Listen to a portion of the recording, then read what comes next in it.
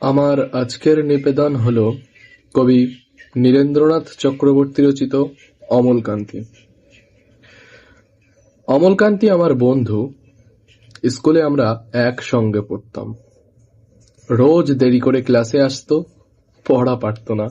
শব্দরূপ জিজ্ঞেস করলে এমন অবাক হয়ে জানালার দিকে তাকিয়ে থাকতো যে দেখে ভারী কষ্ট হতো আমাদের। আমরা কেউ মাস্টার হতে চেয়েছিলাম, কেউ ডাক্তার, কেউ উকিল।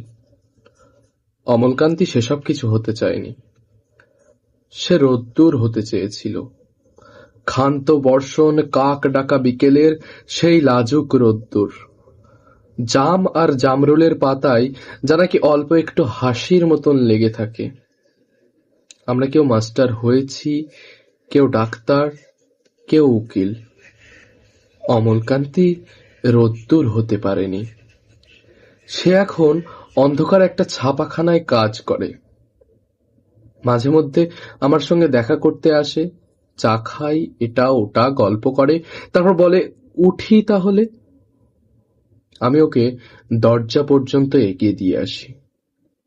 আমাদের মধ্যে যে এখন মাস্টারি করে, অনায়াসে সে ডাক্তার হতে পারত। যে ডাক্তার হতে চেয়েছিল, উকিল হলে তার এমন কিছু ক্ষতি হতো না। অথচ সকলেরই ইচ্ছে পূরণ হলো, এক অমলকান্তি ছাড়া। অমলকান্তি রোদ্দুর হতে পারেনি।